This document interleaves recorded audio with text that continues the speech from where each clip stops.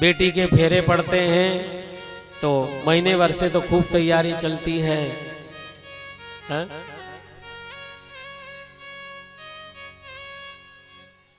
महीने भर से तो खूब तैयारी चलती है, रात भर।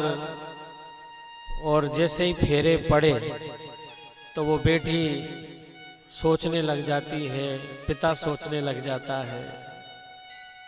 बेटी विचार करती है कि अब ज्यादा समय नहीं है जब मुझे इन सब लोगों को छोड़कर जाना पड़ेगा। बेटी निराश हो जाती है, पिता भी निराश हो जाता है कि जो है ये जो मेरे आंगन में हरियाली थी वो अब कुछ घंटों बाद मुझसे दूर हो जाए। बेटी का मन नहीं लगता फिर। और जितने भी लोग वहां फेरे में होते हैं, भाई, पिता, पूरा घर 1 घंटे पहले ही निराश हो जाता है। और जब वो जाती है तो रोती है, इतना रोती है कि उसका बस नहीं चले, नहीं तो उसे वो बातें याद आती है जो उसने समय पे बिताई। पिता के राज में कभी उसे दुख नहीं हुआ। उन्हीं खुशियों को याद कर करके कि मैं आज ये छोड़कर सब जाना पड़ रहा मुझे अचानक। विधाता से कहती थी है, बोले रे विधाता, तूने कैसा भाग्य लिखा है मेरा। बचपन मैंने अपने पिता के यहां काटा, मैं बढ़िया खुश थी,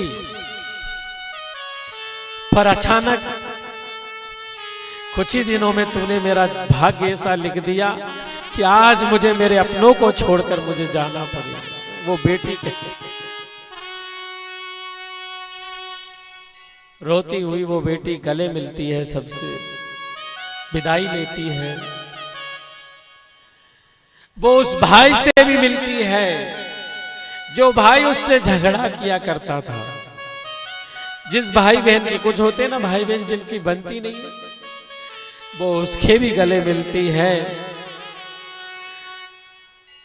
तो कोई उससे पूछे कि ये तो तुझसे झगड़ा करता था, इससे क्यों मिल रही है? तो वो बहन कहती है झगड़ा तो प्रेम का था। उस भाई से पूछा किसी ने, बोले तुझसे तो झगड़ती थी वो, तू क्यों मिला, तू क्यों रो रहा है? तो भाई कहता है झगड़ा तो करती थी, लेकिन जब मैं खाता नहीं था ना झगड़े के कारण, तो भोजन की थाल भी वही लेके आती थी मेरे लिए। मेरे से जब कोई गलती हो जाती थी तो मेरी शिकायत भी वही करती थी, और जब माँ बाप मारते तो बचाने भी वही आती थी।